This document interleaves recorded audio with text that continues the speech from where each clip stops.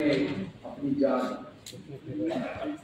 बरिसगंज के उस बेली में गंवाई। देश के अलग अलग कोने से आए, उनके प्रति श्रद्धांजलि प्रकट करता हूं।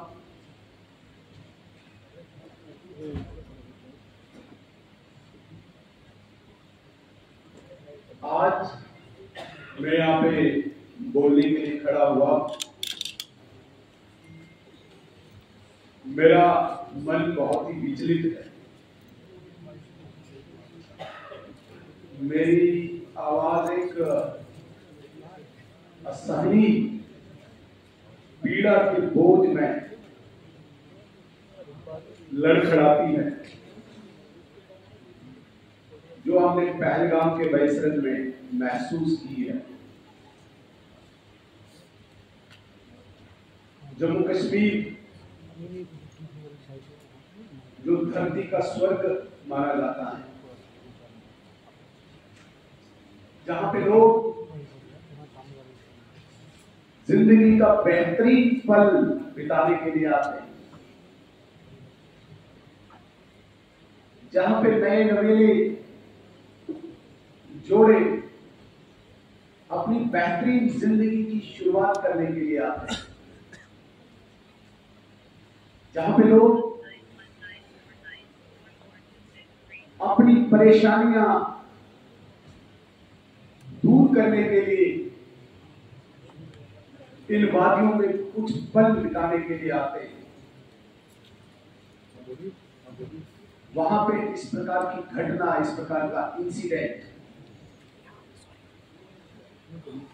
इस प्रकार का मैसेंजर जो 22 अप्रैल को हमारे सामने आया,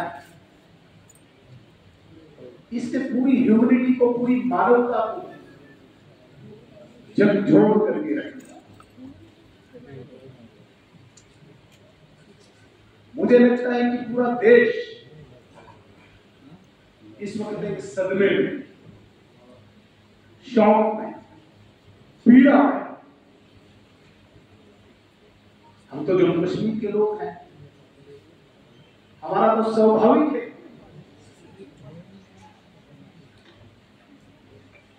इस शोक में, इस दुख में एकजुट होकर एक आवाज बुलंद करना। हालांकि हमारे पास वो शब्द नहीं है, हमारे पास कोई जवाब नहीं है उन लोगों के लिए जिन्होंने अपनों को हमारे इस जम्मू कश्मीर में खोया। खासकर उस महिला के लिए जिसने अपने सामने अपने पति के सीने पे गोलियां चलते हुए देखी। उस बच्चे के लिए, उड़ीसा से उठ के जो आया था 8 साल का, अपने पिता को अपने सामने गोलियों से छलनी होते हुए देखा। उस हरियाणा के उस नए जोड़े जिसे नई दुल्हन ने, जिसकी कलाई में अभी वो चूड़ियां लगी हुई थी, अपने पति को गोलियों से छलनी देखा, होते हुए देखा। उस घोड़े वाले मां की आवाज, जिसने अपने बच्चे को सुबह खाना खिला के रोजी रोटी कमाने के लिए बरिसगंज की तरफ रवाना किया, उनका दुख हम सिर्फ देख सकते हैं, महसूस कर सकते हैं। हमारे पास कोई शब्द नहीं हो सकते कि उनका कोई बोझ, उनका दुख हम कम कर सके। लेकिन मैं एक सदन में एक बात जरूर कहना चाहूंगा, हम चुने हुए प्रतिनिधि, हमारे ऊपर पूरे जम्मू कश्मीर के लोगों की इस वक्त नजर है। मैं कहता हूं सिर्फ जम्मू कश्मीर नहीं, पूरा देश इस वक्त जम्मू कश्मीर की इस विधानसभा को देख रहा है। हम क्या एक्ट करते हैं, हम क्या प्रतिक्रिया देते हैं, एक एक शब्द को स्क्रूटनाइज पूरे देश में किया जाएगा।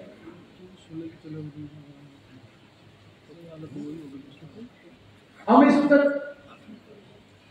उस कौम के नुमाइंदे, उस कौम के नमूने हैं जिस कौम ने 22 अप्रैल की शाम से ही 2 दिन लगातार कुछ खाए पिए, घर की चिंता के बगैर हमारे आखिरी कोने केरल से लेकर लखनपुर तक सड़कों पे उतरकर देश दुनिया को एक मैसेज दिया कि बेशक 36 साल लगे हमें, लेकिन 36 साल के बाद इस वाकया ने जम्मू कश्मीर की जनता को एकजुट कर दिया, देश के साथ खड़े होने का एक संदेश दिया, एक मैसेज दिया कि नहीं, अब कोई भी मंसूबा हमें डिवाइड नहीं कर सकता, हमें विभाजित नहीं कर सकता।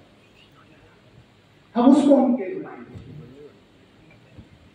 और मैं अप्रिशिएट करना चाहूंगा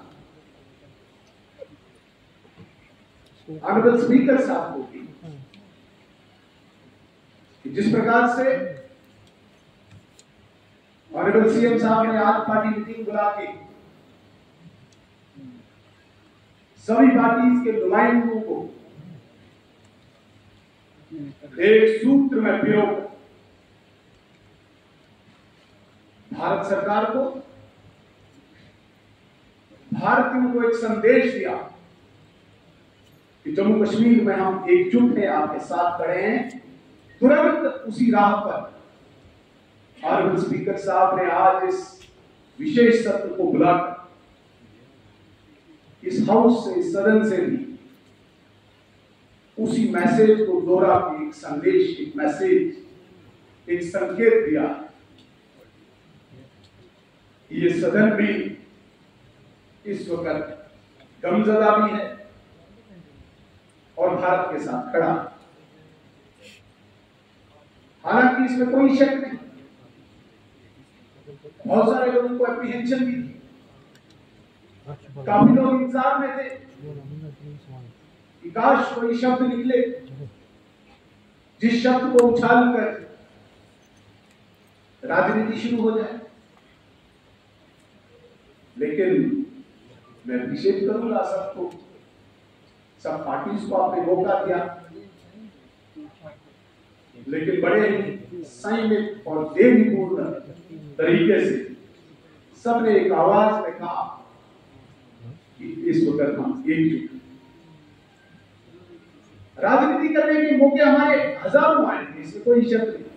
अभी हमने 1 महीना पूरा राजनीति की, हमने बहस की और वो होनी भी चाहिए, आगे भी होगी, होती रही। हमने बजट पर बहस की, हमने डिपार्टमेंट्स पे बहस की, आरोप प्रत्यारोप लगाए हमने। वो एक बैटल ऑफ आइडियाज वो तो होता चलेगा, लेकिन एक ऐसा पल जिस पल को हमने बड़ी सूझबूझ से, बड़ी काबिलियत से उस पे अपनी ड्यूटी का, अपनी कर्तव्य का निर्वहन करते हुए, प्रदर्शन करते हुए संकेत, जो मैसेज देना था, लोग आज वो इस हाउस में सबने करके दिखाया।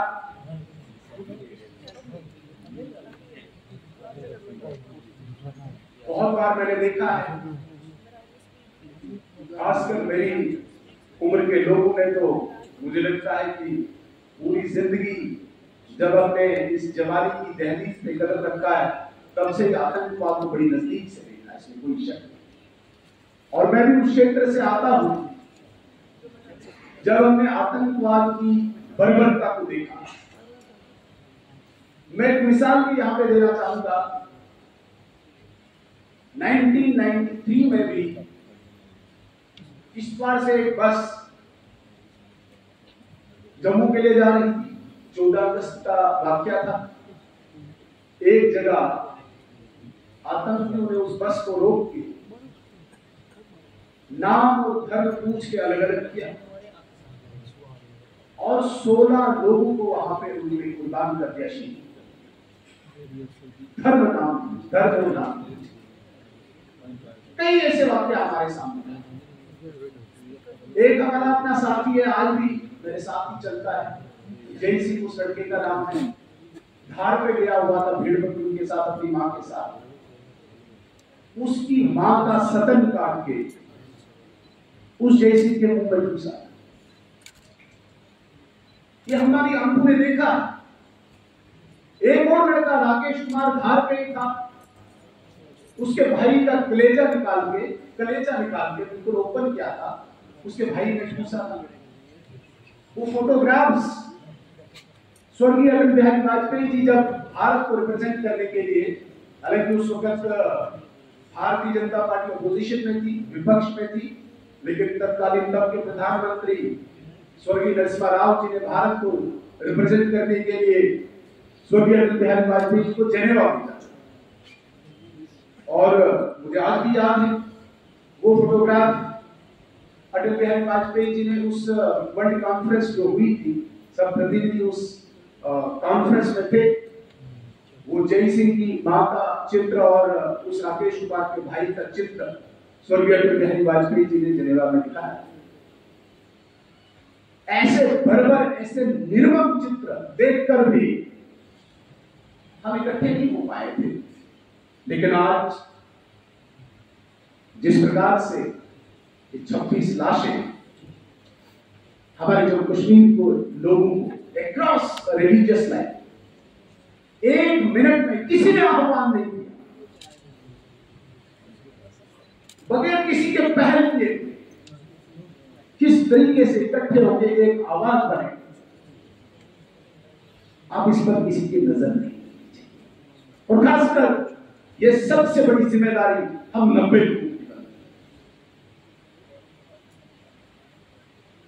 भारत सरकार क्या